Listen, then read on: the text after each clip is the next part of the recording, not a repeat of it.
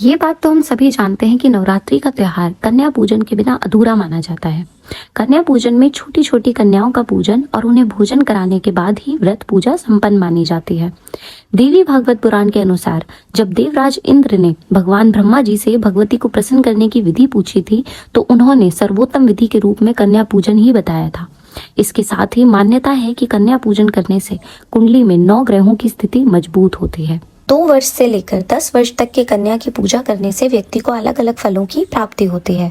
शास्त्रों के अनुसार हर वर्ष की कन्या का अलग महत्व होता है। 2 वर्ष की कन्या को कुमारी कहा जाता है। इनकी पूजा करने से आयु और बल की वृद्धि होती है।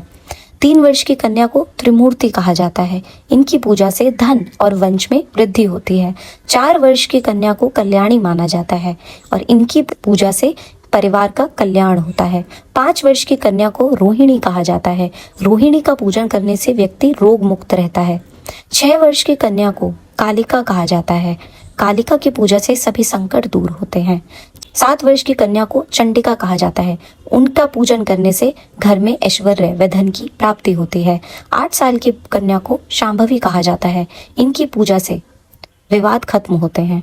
9 साल की कन्या को दुर्गा का रूप माना जाता है और उनकी पूजा करने से शत्रुओं का नाश होता है अथवा सफलता मिलती है।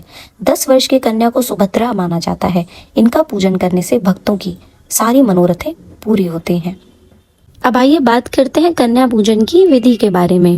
अगर आप अष्टमी तिथि को कन्या पूजन कर रहे हैं तो सप्तमी को कन्या को आमंत्रित कर लें, और अगर नवमी तिथि को कर रहे हैं तो अष्टमी तिथि को ही आमंत्रित कर लें।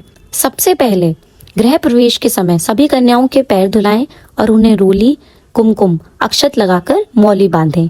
इसके बाद उनका आदर पूर्वक स्वागत करें। इतना करने के बाद कन्याओं और बालक की आरती उतारें और यथाशक्ति उनको दक्षिणा दें। सभी को पूड़ी, चना और हलवा खिलाएं और कोई उपहार दें।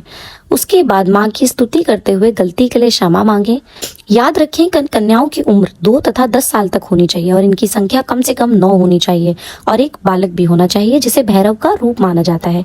जिस प्रकार माँ की पूजा भैरव के बिना पूर्ण नहीं होती, उसी तरह कन्या पूजन के समय एक बालक को भी भोजन कराना बहुत जरूरी होता है। कन्याओं को विदा करने के बाद पैर धोए हुए जल को पूरे घर में छिड़क दें। इससे घर की नेगेटिव ऊर्जा समाप्त हो जाती है। जय माता दी।